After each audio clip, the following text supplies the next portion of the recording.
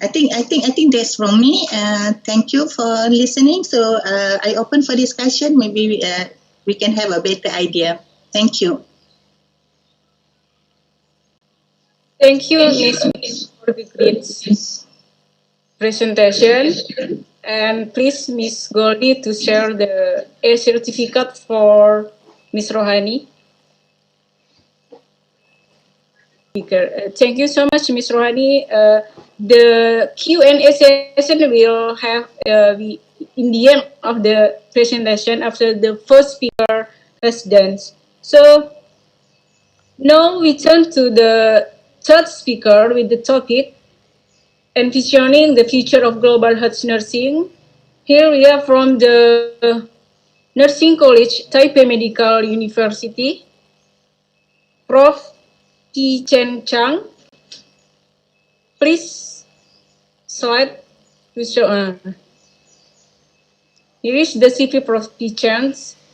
Nationality, she's from Taipei, Taiwan. The position now is associate professor from Taipei Medical University. Education, he got her PhD from University of Texas at Austin, USA, and he got the master from University of Arizona, Tucson, USA, and he got the bachelor from National Taipei University.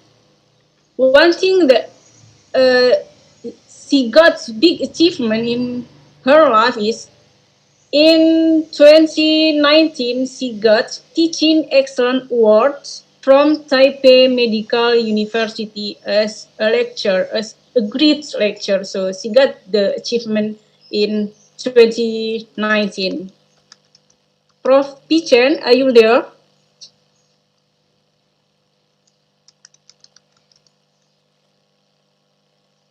Prof. Pichen? Hello, Prof. Pichen?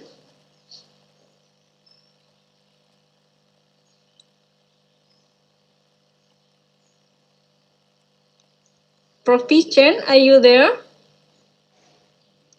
Yes. Can you hear me? Yes, of course. Now we can see your face clearly.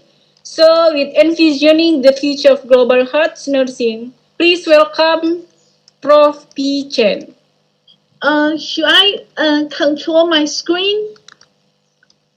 Of course, you can control by yourself. Okay, great. Thank you for your invitation. Actually, I had a visit to UNUSA during 2017, November 22nd, for student recruitment. So it's a great honor to be a speaker for today's webinar. Today, my topic is envisioning the future of global health nursing. For my presentation, I'm going to divide it into two parts. The first part, I'm going to talk about the evolving of the term global health and global health nursing. And then in the second part, I'm going to talk about the transforming curriculum for global health nursing. Experience sharing from Taipei Medical University. So that's my presentation. I think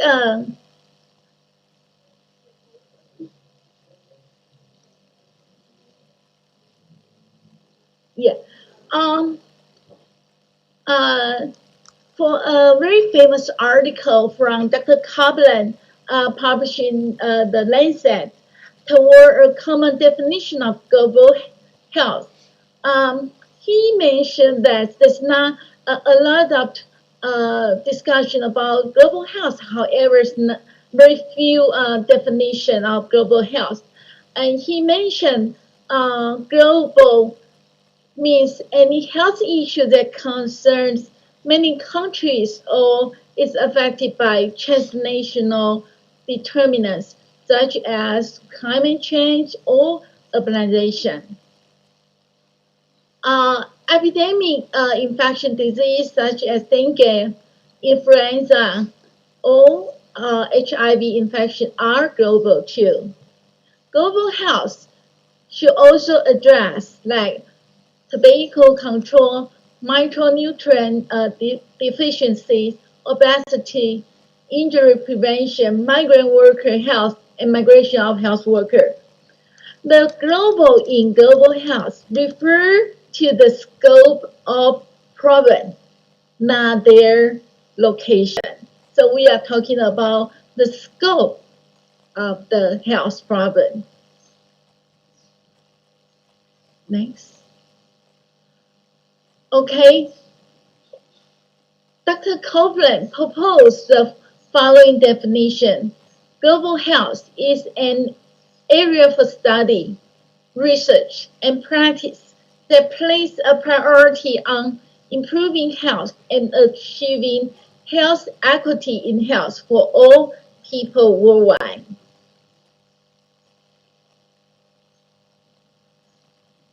Okay, so there's a difference between international health and global health. International health is more focused on health system, policy, and practice with a look on differences between countries. However, global health is more like look at the common health challenge shared across countries. Global health actually is multidisciplinary,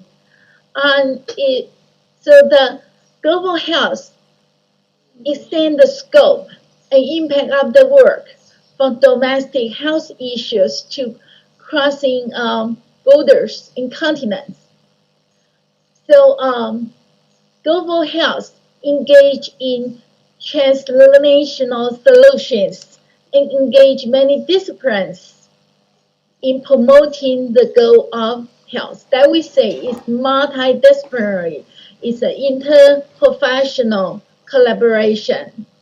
So the profession of nursing, as the largest number of the global health professional, has a critical contribution to offer in global health.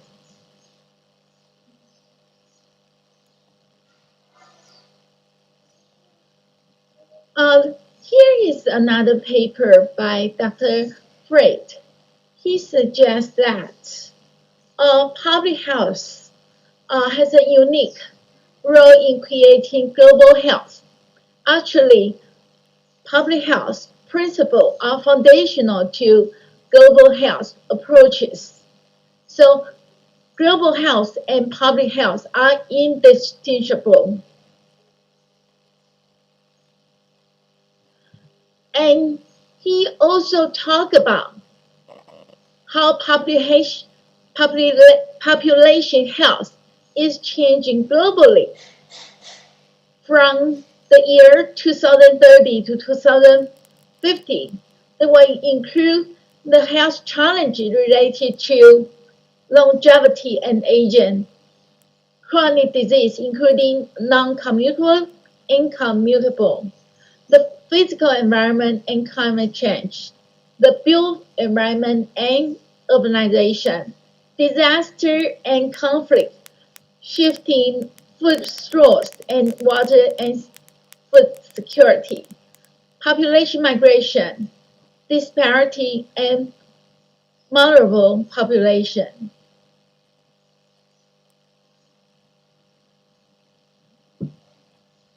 So there's one very important event that launched the focus on global health and subsequently global medicine and global nursing efforts.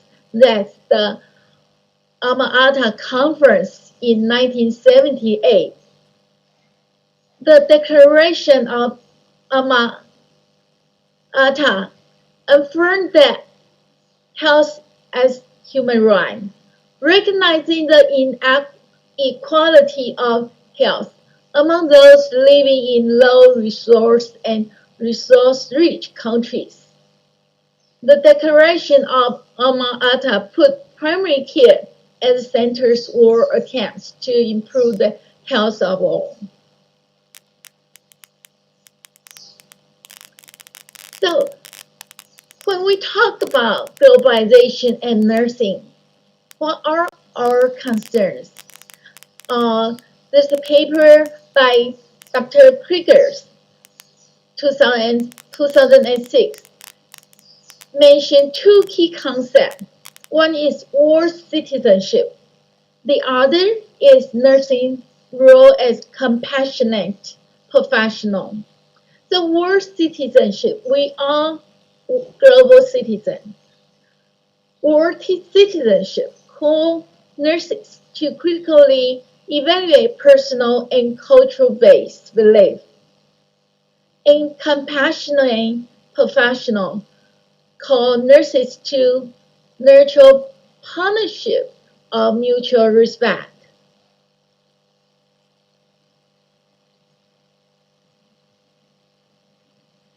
A famous nursing scholar, Dr. Nininger, anthropologist, she said, globalization implies an ethical and moral obligation for professional nurses to enter and function in the worldwide community. It's important that nursing participate and support professional and international organizations that address social injustice related to health care, poverty, and public health. So nurses have to advocate for our clients. It is very important.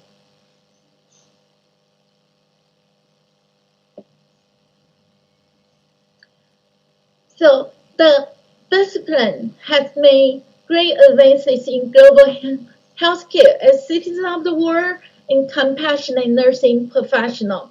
The ultimate commitment of nursing is to empower individuals and communities of all cultures and social status to obtain an optimal level of health.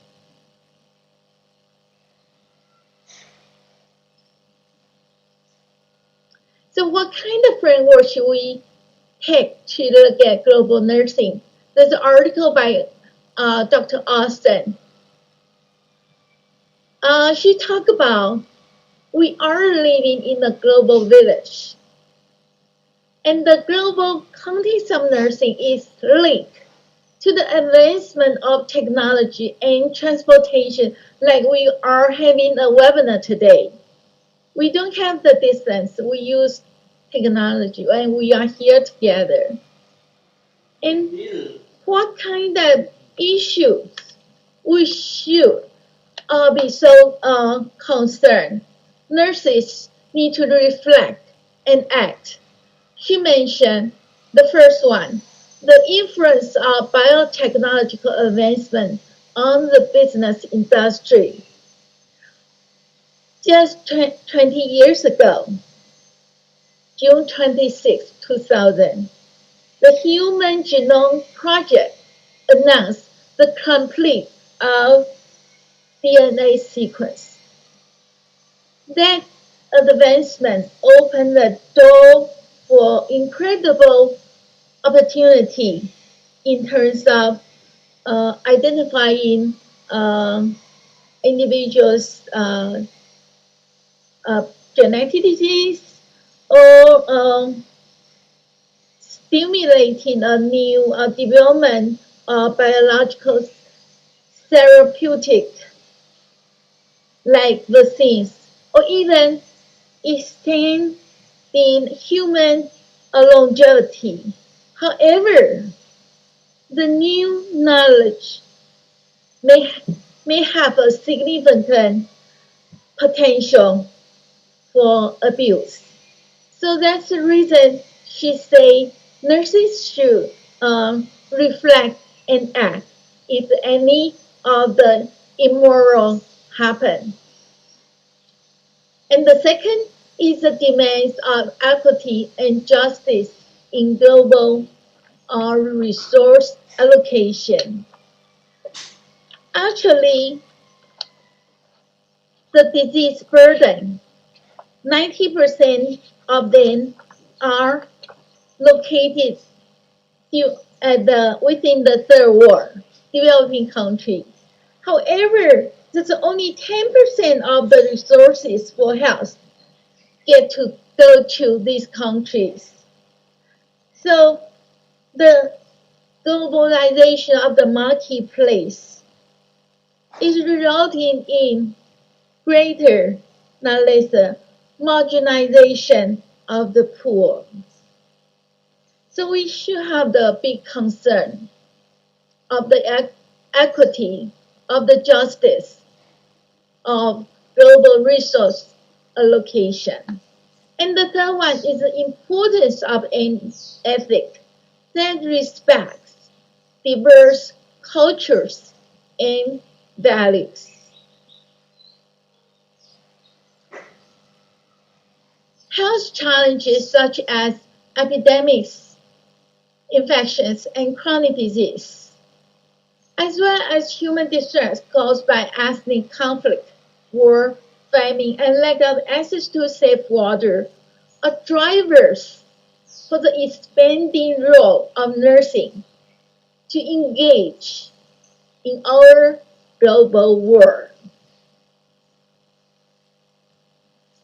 So, in nowadays, most troubling is the fact that globalization is increasing the marginalization and poverty of the world's most vulnerable.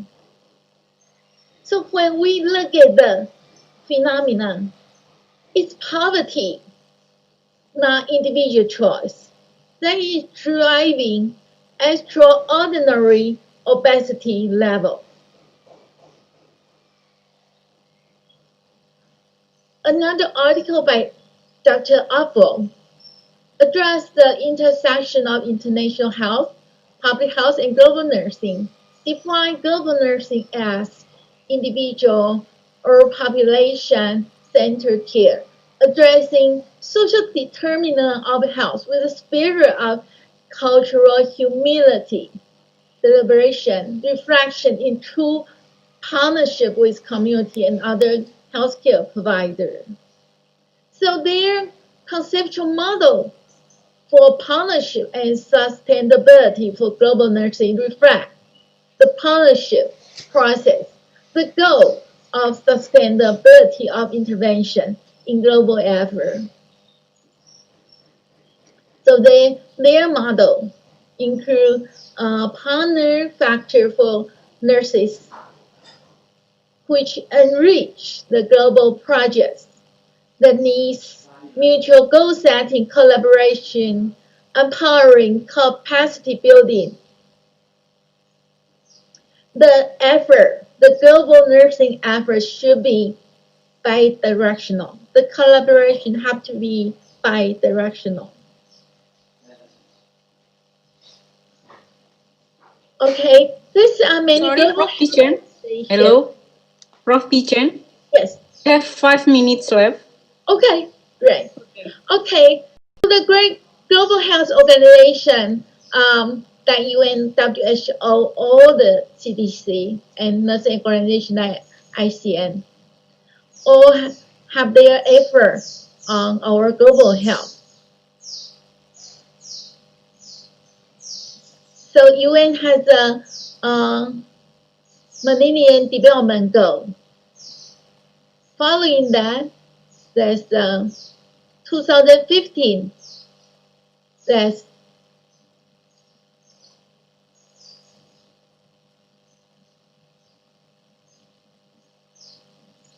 next. That's the SDG. There's a shared blueprint of 17 goals. And only SDG 3, good health and well-being, inside the blueprint. Okay, there's 5 health issues identified as a global health concern for nurses: non-communicable disease, mental health, communicable disease, disaster prepare and response, maternal child health.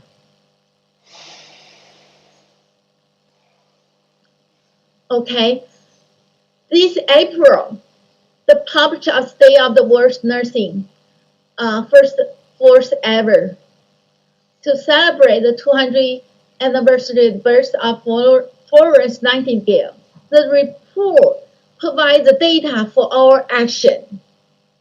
The data collected from 193 countries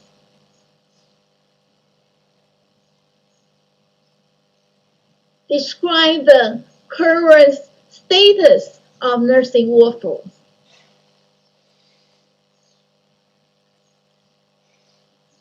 During the time of COVID-19, highlight nurses' vulnerability. We know nurses are backbone to health services worldwide. We really receive attention, the visibility of nurses' contribution to the global health. For example, in Taiwan, Taiwan nurses learned from SARS 2003, and we learn from the lesson, and we respond to COVID-19 with nursing leadership, policy making, coordination between government and hospital, provision of skilled care and trusted resources, and establishment of the nurse-led quarantine care call center. So that's the contribution of Taiwan nurses. So I think it's very important to react to the rapid increase in globalization from nursing education, as we need to prepare our new graduates, our future nurses, teach them how to collaborate with others to promote the achievement of universal health care coverage, all the SDG. Okay, so that it's so important to incorporate global health competency in nursing education. Let me show you how we do in Taipei Medical University. We increase opportunity for students to engage in international experience within the nursing curriculum, increase their preparation as global citizens. What we do is the following: international partnership, provide student exchange program, inviting visiting scholars to class and lecture, using technology to connect students across countries, building international research collaboration, developing partnership with international residents and immigrants and local community. Here are our international sister school.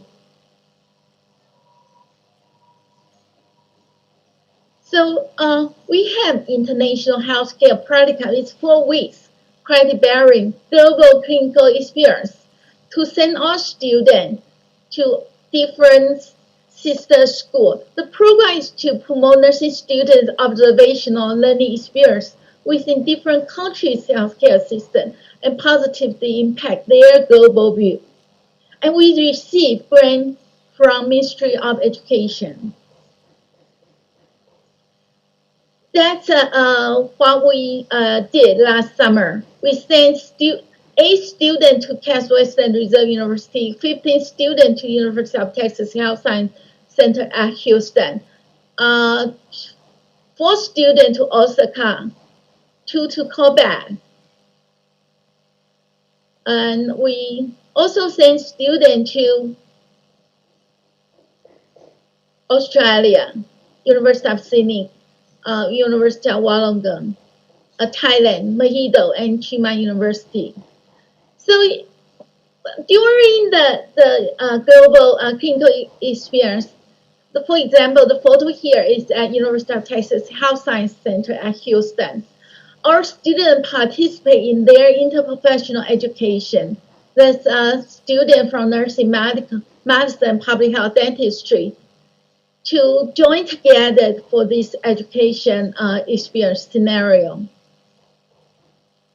And they also go to the different Health Institute for their clinical experience.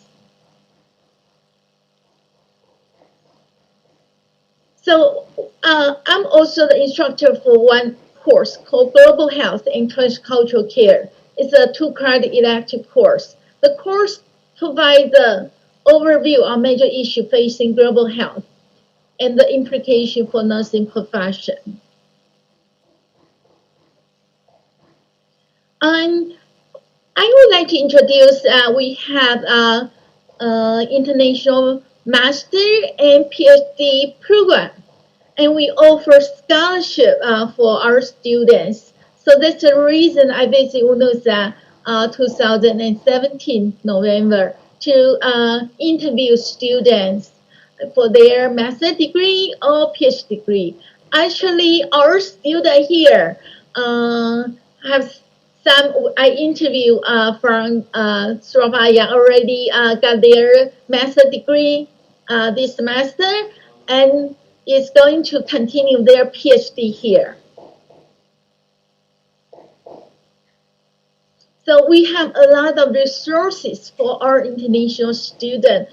We can see there's a Global Health Forum in Taipei. That's me and all my doctoral students.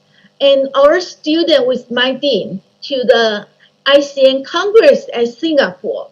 And they participate in the Nursing Now campaign and get to know many international scholars at that conference. Here are our international visitors. Yeah. The time is up. Okay. I think there's some more activity at our school to promote our students' global health experience. Thank you. If you are interested in our school, please reach out to us, and we have a lot of resources we would like to share with you, collaborating with you. Thank you. Okay, thank you, Prof. Chen. Our really interested to join to Taipei Medical School, but maybe next time we will try to register to go to there. So, but speaking about COVID-19 in Taiwan, congrats to Taiwan because Taiwan or Taipei is one of the best countries that could face the COVID-19 all over the world. Once again, thank you so much for the great presentations. And now we have the last speaker from Nahdlatul Ulama University. The fourth speaker is with the title Optimization Midwifery Role in Pandemic Era. He's the simple CV from Nani Handayani MKes. Now he's head of Midwifery Bachelor Program from Nahdlatul Ulama University Surabaya, and her education she got her Master of Health from Airlangga University in 2011, and now he's one of the committee from Indonesian Midwifery Association. With the optimization midwifery role in pandemic era, please welcome Bu Nani. Thank you, Ms. Ida, for the time that given to me. In this good opportunity, I will deliver about optimization of midwife role in pandemic era. Bu Nani, sorry, will you share your slide by yourself or the committee will do it? Committee, please. Miss Goldie, please. Thank you. can you hear my voice, Ms. Ida? Okay. Absolutely, your voice is so clear, Miss Bu Nani. Okay.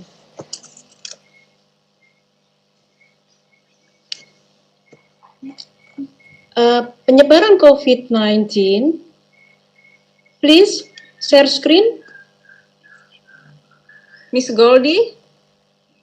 Next slide, please. Okay. Penyebaran COVID-19 berlangsung sangat cepat, baik di dunia maupun di Indonesia. COVID-19 tidak mengenal batas, dapat menyerang siapa saja tanpa kecuali, termasuk ibu hamil dan anak-anak. Selama masa pandemik COVID-19 dan menghadapi new normal, pelayan kebidanan harus tetap berjalan dengan berpedoman pada protokol kesehatan. Bidan sebagai garda terdepan dalam pelayanan KIAKB dalam mencapai pelayanan kesehatan yang optimal. So, bidan diharapkan menjalankan langkah-langkah kewaspadaan standar bagi semua pasien. Apakah pasien terpapar virus atau tidak? Next.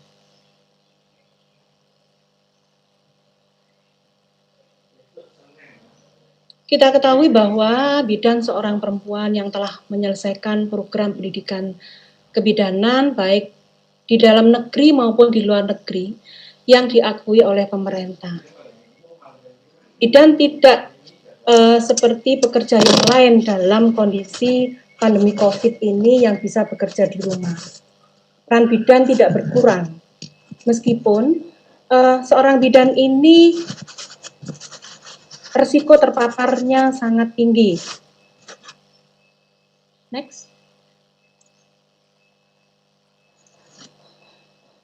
Kita ketahui bahwa peran bidan ini sebagai pemberi pelayanan kebidanan, sebagai pengelola pelayanan kebidanan, penyuluh dan konselor, dan yang lain adalah sebagai pendidik, pembimbing, dan fasilitator klinik. Di samping itu, bidan adalah sebagai penggerak peran serta masyarakat dan pemberdayaan perempuan. Dan yang tidak kalah penting, bidan ini juga sebagai peneliti, apalagi di era pandemi COVID-19 seperti ini. Next. Sekarang kita lihat bagaimana peran bidan sebagai pemberi pelayanan kebidanan pada masa pandemi COVID-19. Jadi tidak seperti dulu pada saat sebelum masanya pandemi, bahwa pemeriksaan ANC ini ibu hamil harus membuat janji dengan bidan melalui WA. Ya. Pelayanan ANC dilakukan sesuai dengan standar dan didukung dengan alat pelindung diri. Jadi jangan lupa kita sebagai pemberi pelayanan harus menggunakan APD dan tetap menerapkan prinsip-prinsip pencegahan. Dan apabila seorang bidan ini tidak siap APD, dia bisa berkolaborasi dengan puskesmas maupun rumah sakit terdekat. Bidan melakukan pengkajian secara komprehensif, termasuk pengkajian tentang informasi penularan COVID. Jika diperlukan, bidan dapat berkomunikasi dan bisa berkoordinasi dengan RT, RW, kepala desa, atau pimpinan daerah setempat tentang bagaimana status ibu saat itu. Dan jangan lupa, pada saat pelaksanaan, pemeriksaan, keluarga maupun pendamping harus menggunakan masker, tidak seperti dulu pada saat sebelum pandemi. Ibu hamil diminta untuk menghubungi bidan ya melalui WA jika sudah ada tanda-tanda persalinan, sehingga seorang bidan ini sudah siap dengan APD-nya. Dan apabila bidan ini tidak siap APD, dapat berkolaborasi dengan puskesmas ataupun rumah sakit terdekat. Bidan memberikan pelayanan pada masa nifas dan asuhan bayi baru lahir, termasuk pemberian imunisasi. Ya, jadi pemberian imunisasi ini tetap harus dijalankan. Yang penting harus menerapkan prinsip-prinsip pencegahan penularan COVID-19. Dan untuk pelayanan KB, bidan ini harus tetap memberikan pelayanan secara terus-menerus. Next. Jadi secara garis besar rekomendasi yang dikeluarkan oleh PP POGI terkait dengan ANC, pada trimester pertama pemeriksaan antenatal tidak dianjurkan kecuali dibutuhkan pemeriksaan USG bila ada kecurigaan kejadian kehamilan ektopik. Sedangkan pada trimester kedua pemeriksaan antenatal dapat dilakukan melalui online, ya, kecuali dijumpai keluhan atau kondisi gawat darurat. Nah, trimester ketiga ini pada usia kehamilan 37 minggu ke atas, ya, diperlukan antenatal karena pada saat ini untuk menyiapkan proses persalinan, termasuk di dalamnya adalah pemeriksaan laboratorium. Next. Nah, ini dari bisa kita lihat panduan pemeriksaan antenatal selama pandemi COVID. Ya, jadi di usia kehamilan trimester 1 itu bila diperlukan. Khusus untuk trimester ketiga ini perlu kita perhatikan bahwa ini perlu kita lakukan dengan cara via online tadi melakukan pemeriksaan antenatal care sesuai dengan perjanjian dengan bidan. Next. Di dalam pertolongan persalinan, semua persalinan saat pandemik ini harus dilaksanakan di fasilitas pelayanan kesehatan dengan tujuan utama adalah menurunkan risiko penularan terhadap tenaga kesehatan serta untuk mencegah morbiditas dan mortalitas maternal. Dan untuk menurunkan risiko penularan ini, karena terdeteksi 13,7% ibu hamil tanpa gejala bisa menunjukkan hasil yang positif. Oleh karena itu, bidan harus menggunakan APD minimal level 2, serta melaksanakan rujukan persalinan terencana untuk ibu bersalin dengan risiko, termasuk yang dicurigai ODP dan PDP. Next. Ini bisa kita lihat minimal yang perlu kita siapkan ketika kita melakukan pertolongan persalinan menggunakan APD level 2. Next. Bisa kita lihat bahwa proporsi persalinan dengan tenaga yang berkualifikasi tertinggi, di mana kalau kita lihat tempat persalinan ibu melahirkan yang ada di praktek mandiri bidan sebesar 29%, sedangkan di Polindes 4%. Jadi kalau kita lihat dari proporsi ini bahwa pertolongan yang diberikan oleh bidan ketika persalinan itu sebesar 62,7%. Cukup bermakna, oleh karena itu kewaspadaan standar yang harus dilakukan oleh bidan di dalam melakukan pertolongan persalinan. Next.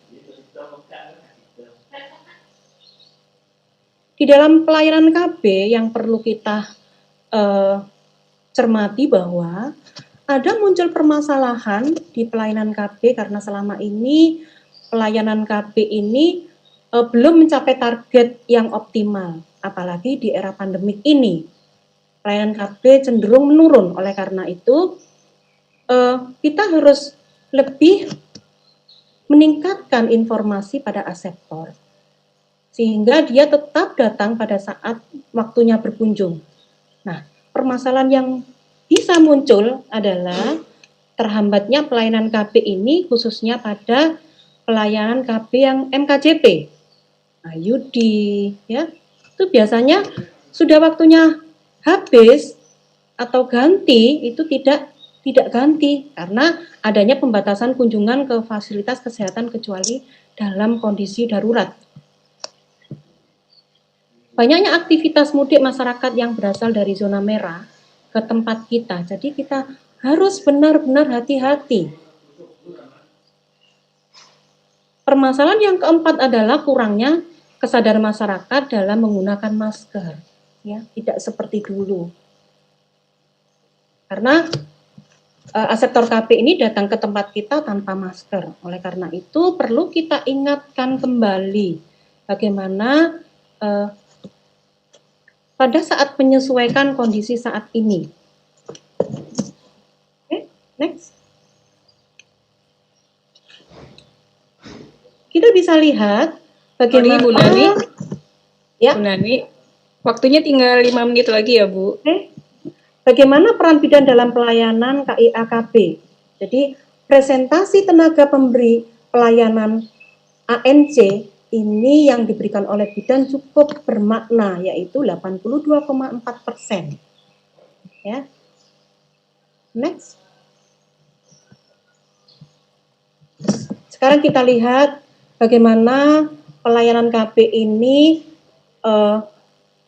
peran bidan memberikan suatu kontribusi juga di dalam memberikan pelayanan KB, yaitu sebesar 55,90% ya, yang diberikan oleh bidan di tempat bidan sendiri dan bidan yang ada di desa. Next. Tadi sudah kita sampaikan bahwa bidan ya, yang pertama mengakses materi KIE ini dengan secara online, ya, tidak seperti dulu lagi. Dan jika ada keluhan, buat perjanjian dulu sebelum pemeriksaan. Jika tidak memungkinkan, dapat menggunakan metode kondom maupun senggama terputus. Baru kalau sudah ada perjanjian, baru aseptor ini diperkenankan untuk datang ke tempat kita. Next. Pelayanan saat KB pada masa pandemi COVID-19. Jadi pada saat pelayanan bidan harus memakai APD sesuai dengan standar. Ya. Saat pelayanan menerapkan physical distancing, termasuk saat menyerahkan pil maupun kondom terhadap pasien. Ya. Jadi pasien ini harus menggunakan masker dan kita harus menggunakan APD. Next. Sekarang kita lanjutkan bagaimana peran bidan pelayanan kebidanan pada masa pandemik. Itu dengan mengembangkan aplikasi sistem informasi yang menjembatani komunikasi antar pelayanan yang dari jenjang rendah ke tinggi itu bisa menggunakan akses sisrut. Ya. Next. Di dalam peran bidan sebagai penyuluh dan konselor pada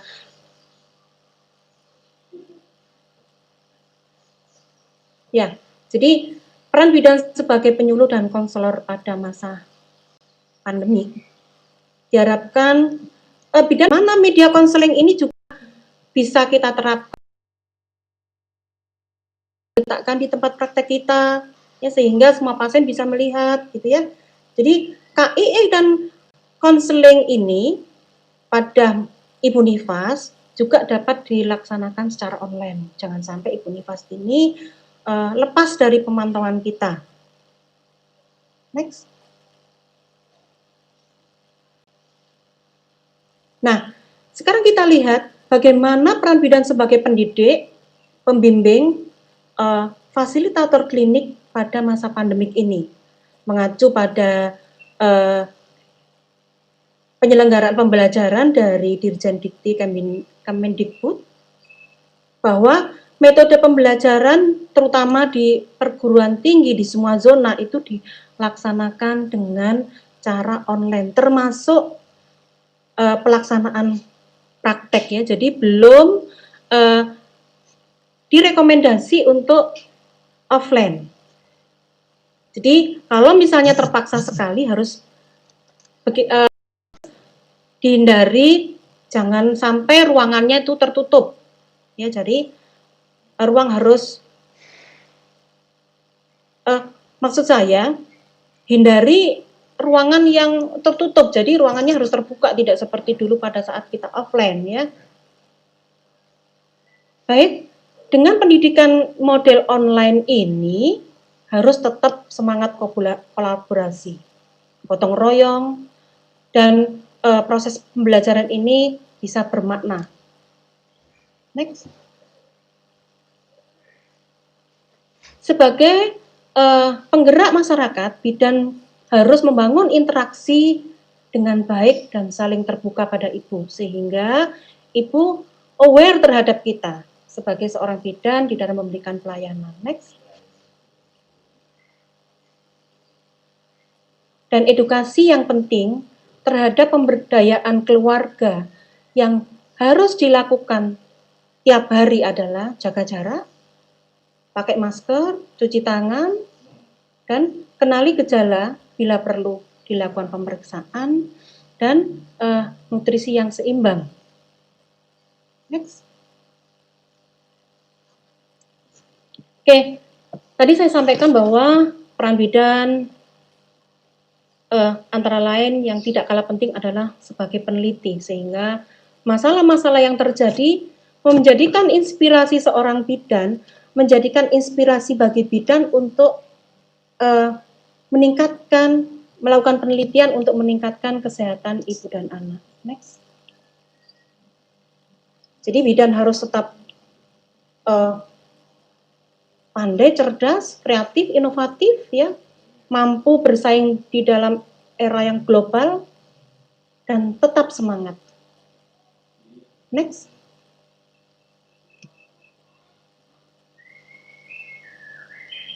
Rekomendasi kebijakan di dalam masa pandemik ini, yang pertama adalah mewajibkan social distancing, cuci tangan dengan sabun dan air yang mengalir, selalu menggunakan masker, ya, dan patuhi protokol yang berlaku.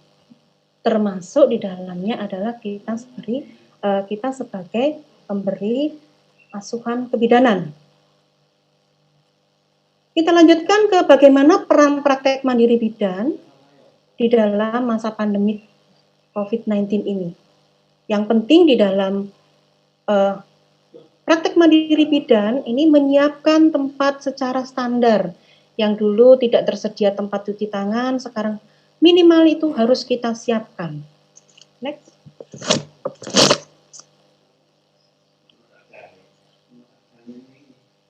Baik, akhir dari materi saya, yang penting adalah self-confident, adaptasi kebiasaan yang baru, yaitu new habit, new media, new culture.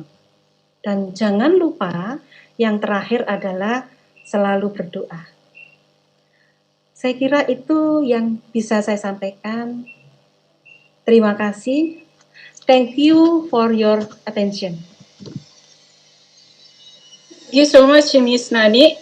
Maybe Prof. Pichen got a little bit confused about what's actually Bu Nani say. I wanted to highlight the message from Bu Nani. Bu Nani tell us about how the community reached the midwifery during pandemic, how the community applying the protocol to get to a midwifery when they want to get birth control or antenatal care or intranatal care. So that's all Bu Nani said about the presentation. Because Bu Nani love so much bahasa Indonesia, so she say in Indonesian. So the presentation is over. Now we have we turn to the Q&A sessions. So I got so much question in here, especially for all the speaker.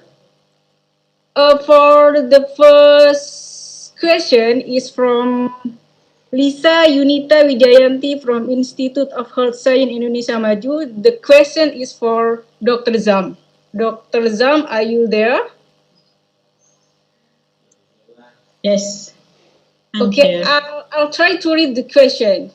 The question is, how does the health education institution conduct online teaching and learning from the home of each post-COVID-19 with problem with problem experiencing network difficulty in the interior. I mean, maybe the point is the student have bad connectivity but internet. So how the IUTM to solve problem when the student has poor connection? Okay, thank you for the question. Terima kasih ya atas soalan. Okay, so for the how to conduct online learning, because of the main mediums is online. So you need to have a very good internet connectivity. Is undeniable that some students have difficulty. If I can recall, there's few students that posted in the social media, in the Instagram, that they needs to go to other places outside their homes, to other places to get the stable internet connections. Yeah. So our government also have internet. You need to you get drain of your data. So our government has initiative to give all the university students RM 30 ringgit of the data. They provide the data to all the students in order to get them connected for their online learnings.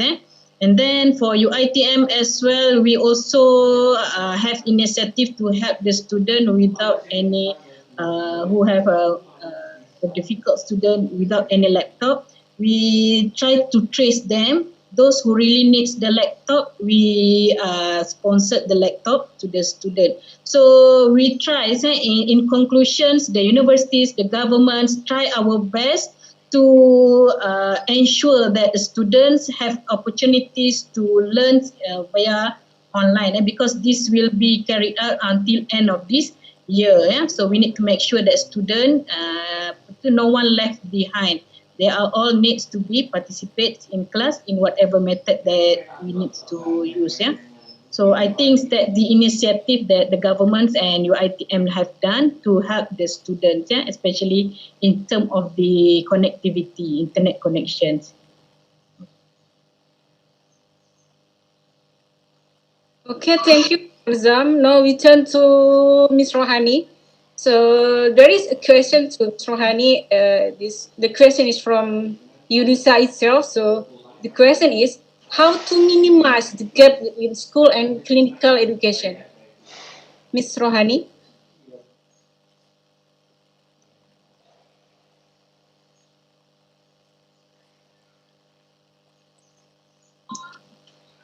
Ms. Rohani, hello. Hello. Okay. Thank you for the questions. So it maybe can explain a bit combination in Malay and also in English. So how to minimize the gap? Definitely, I believe both sides need to have the same view, same mission, and also good collaboration within school and clinical.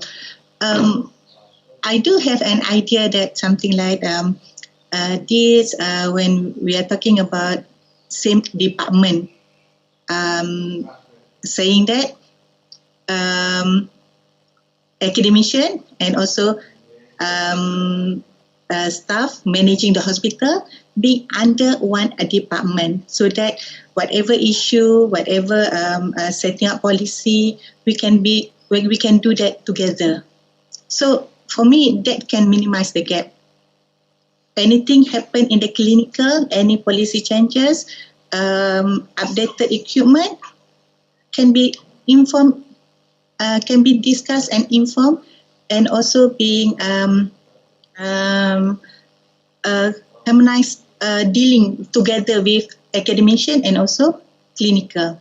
So I think that should be a good way to minimize the gap. Okay, thank you for Ms. Rohani. Now the question is for speaker from Prof. Pichen. Prof. Pichen, are you there? Prof. Pichen? Yes. Yes, we have question for you. So the question is from Lisa Yunita Wijayanti. from Institute of Health Science Indonesia, Maju. The question is, how do deal with issue about the quality of education and skill related to professional nurse that have not been evenly distributed in the global future? I didn't hear very clearly about the question. Can you repeat again? What's the quality? Okay, I'll try to read it again. I'll try to repeat. The question is, how to deal with issue about the quality of education and skill related to professional nurse that have not been evenly distributed in the global future? I think it's a lot of opportunity you can get into training. You have a lot of opportunity. For example, at our university, we received participants from Indonesia to come to our institute for short-term training. So it actually is a lot of opportunity you can get yourself, different kind of training.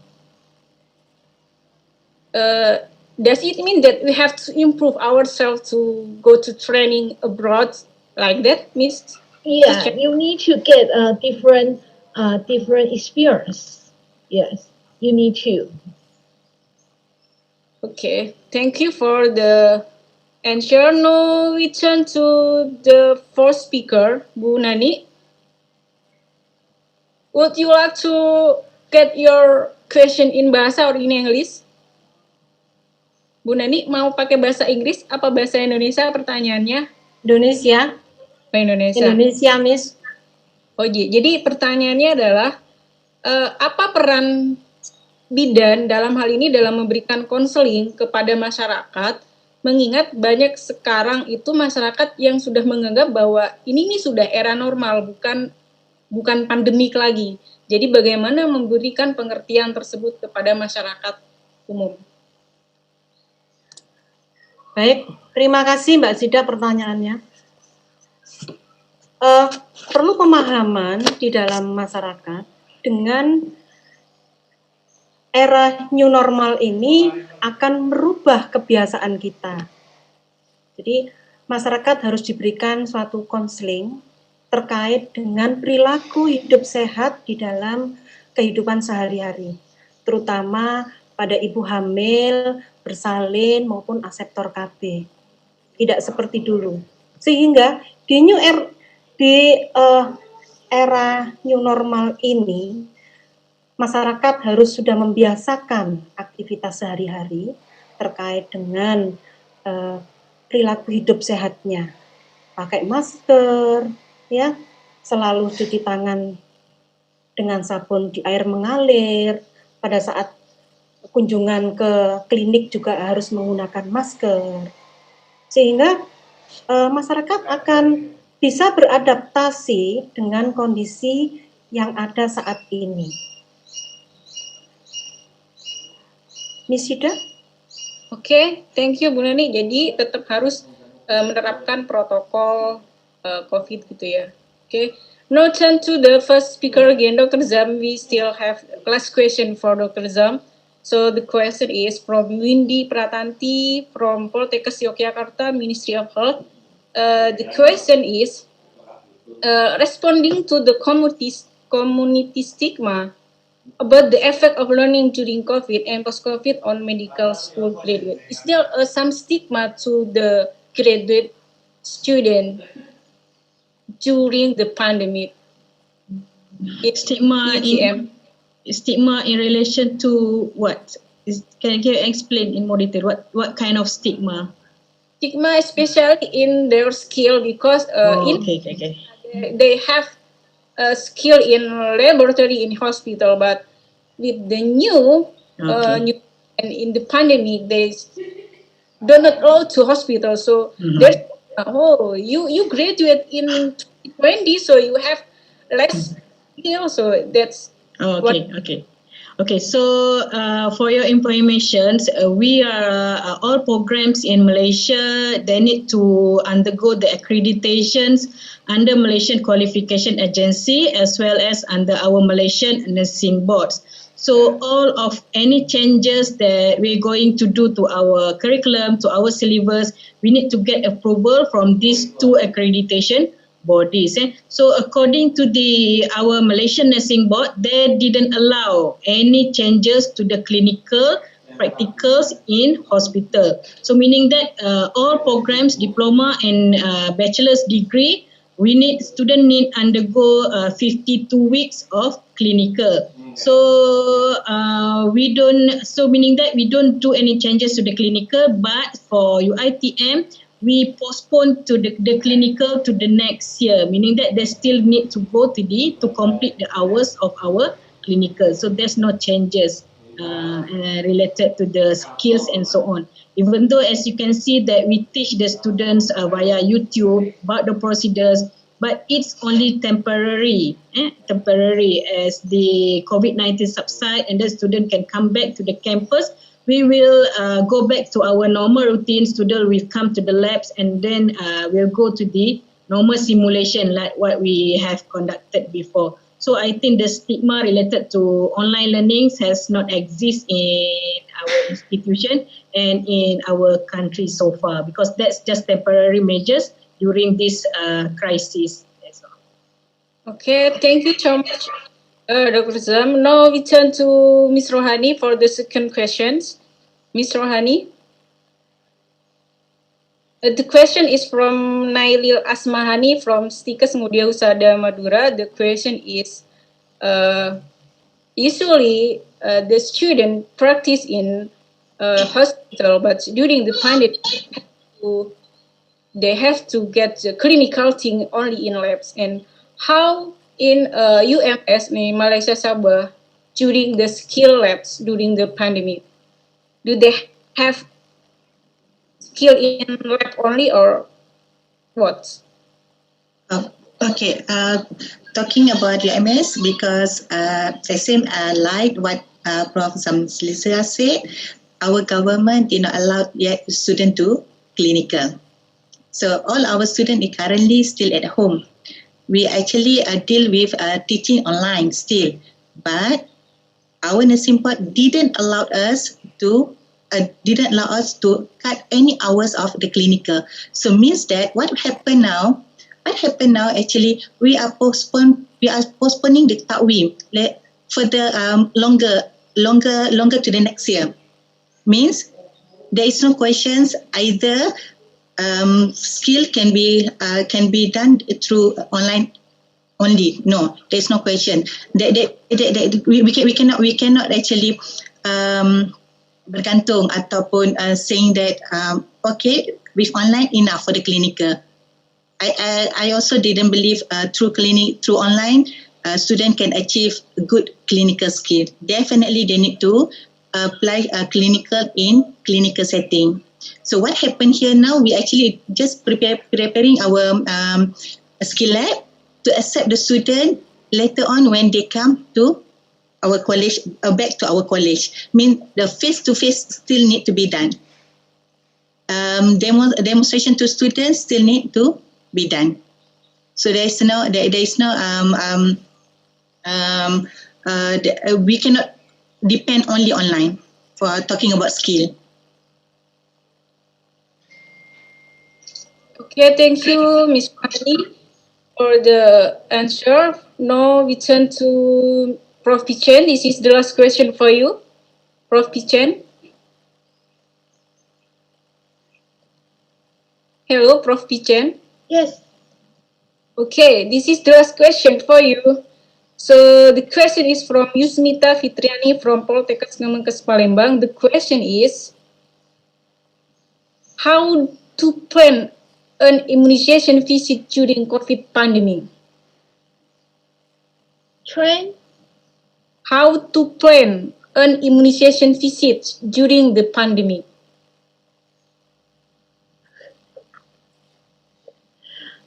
Plan.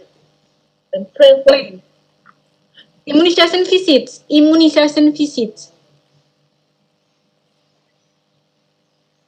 I'm sorry, I couldn't quite understand your question here. The question is how to plan an immunization visit during the pandemic. Maybe if we go abroad, the country has a policy to. Oh no. Sorry. We stop. We stop all the activity this summer. Okay. So the government stop the student go overseas. So no overseas learning for this summer.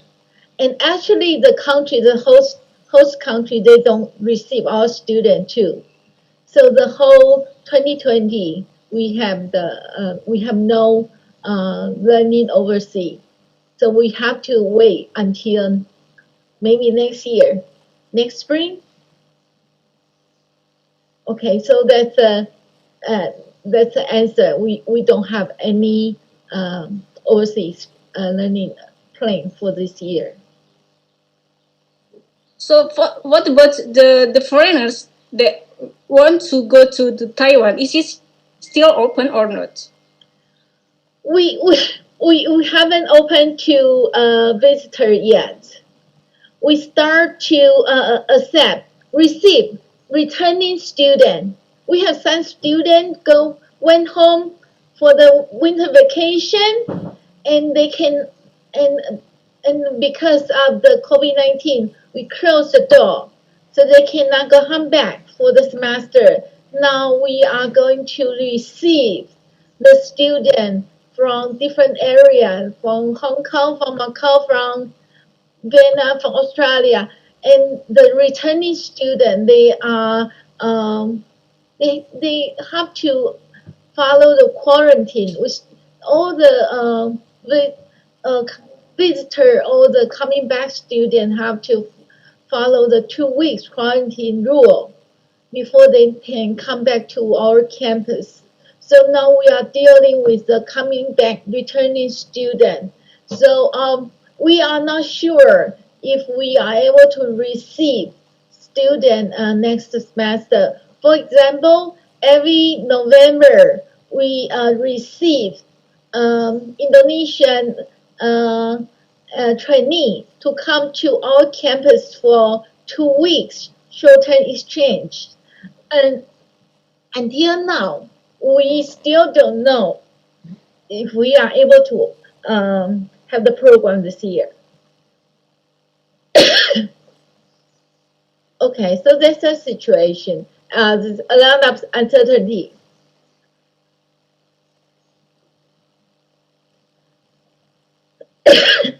But our student on campus, clinical, everything is normal. We have no restriction for our students' learning activity.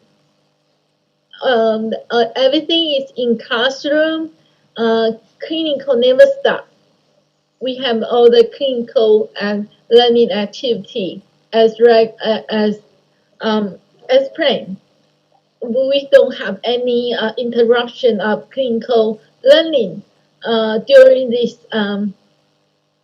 COVID-19 time. So far, our students are doing okay for their learning. The only problem is the student went back home to their country. They are not allowed to come back. So that some of the students have the interruption of their learning. But we open the online learning for those students, and they have to make up the clinical after they come back from their country.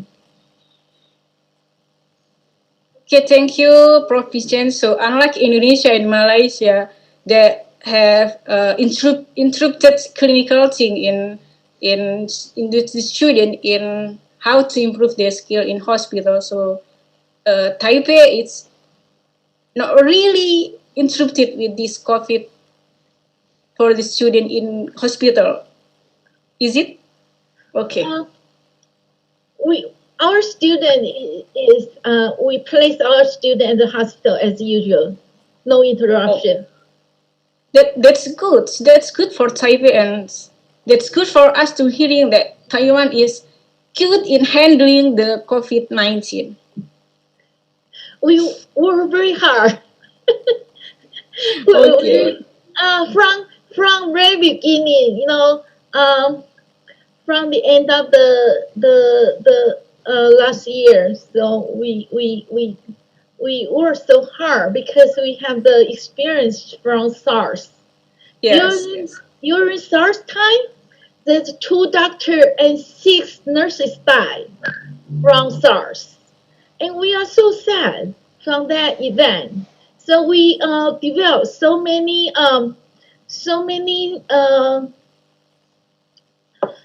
necessary procedure personnel to control the outbreak. For example, we have infection control nurse at the hospital. Infection control nurse, their duty is to do the surveillance, to do the health education, and they're truly the specialty of infection control. So every hospital have their infection control team, and the core member of the team is infection control nurse. So that's what we learned from SARS. It's a very good, very unique professional nurse at the hospital, and it helped the hospital a lot, not just during the difficult time, COVID-19. It's regular personnel. It means we have regular surveillance of the hospital infection and control of hospital infection. We follow very strict rule.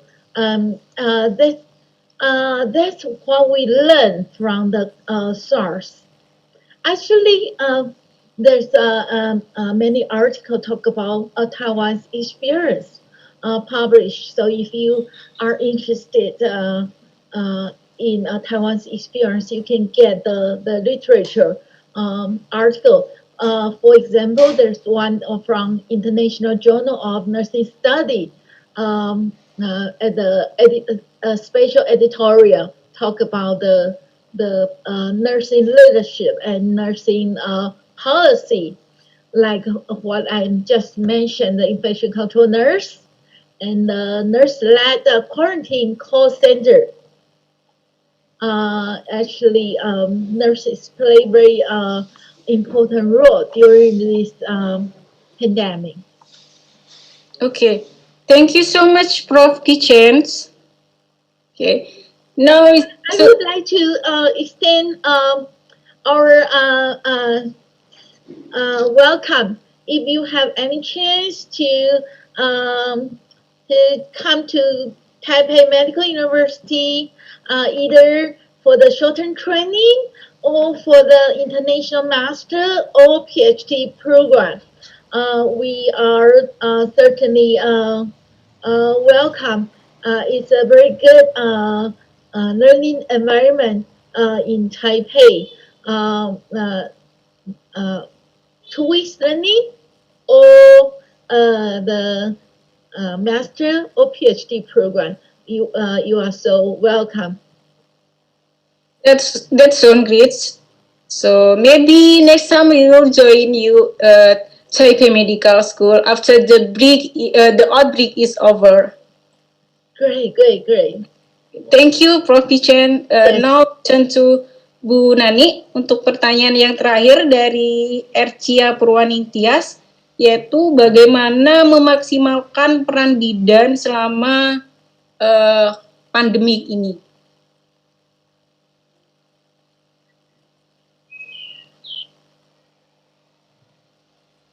Tanya Mbak Sida. Bagaimana memaksimalkan peran bidan? Langkah nyatanya apa dalam masa pandemik ini? Oke, terima kasih Mbak Sida pertanyaannya. Jadi bagaimana untuk memaksimalkan peran bidan di era pandemik ini? Dengan adanya masa pandemik ini, kita harus memanfaatkan dan mengembangkan teknologi kesehatan yang ada di era pandemik ini. Jadi kita buat ruang pada ibu hamil sehingga pada saat kita praktek, kita membuat grup WA pada ibu hamil. Begitu juga pada ibu KB dan masa nifas, sehingga meminimalkan kita tatap muka dengan pasien. Tidak kalah penting peran bidan yang harus dilakukan di dalam era pandemik ini, selalu memberikan KIE dan konseling pada saat kehamilan sampai dengan masa nifas, bahwa pelayanan ibu dan anak itu tetap dilakukan dengan kewaspadaan standar. Jadi pemeriksaan kehamilan sesuai dengan jadwal yang sudah kita bicarakan tadi, ibu bersalin, ibu nifas, ya, bayi baru lahir untuk imunisasi jadwalnya harus tetap dilakukan. Dengan catatan pelaksanaan imunisasi harus dilakukan dengan protokol yang berlaku terkait dengan bidan sendiri dan pengasuh atau ibunya ketika datang ke praktek kita. Ya. Jadi prinsipnya kita harus menggunakan teknologi kesehatan yang ada di era pandemik ini. Jadi untuk ibu hamil kita buka ruang tersendiri buat grup WA, ibu aseptor KB juga begitu. Karena apa?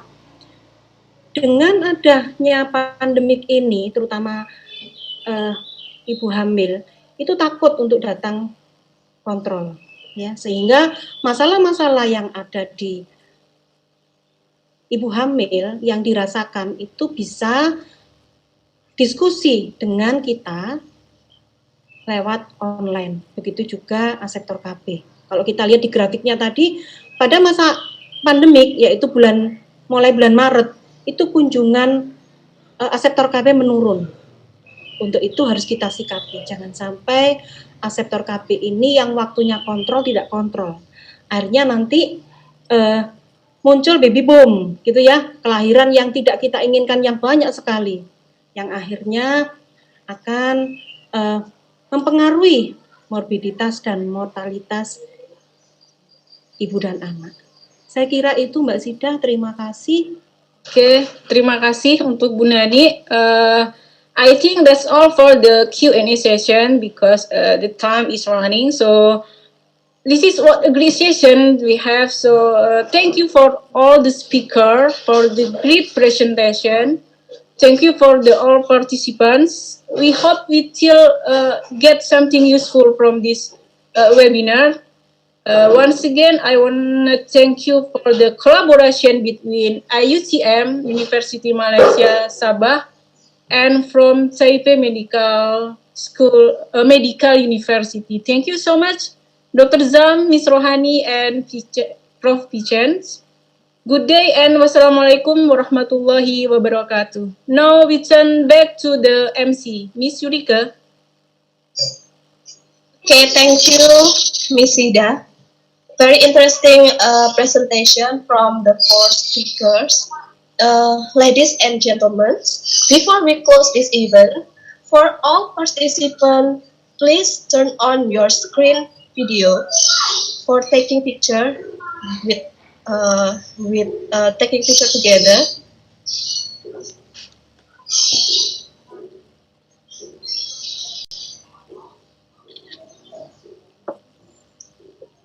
Okay, hold on.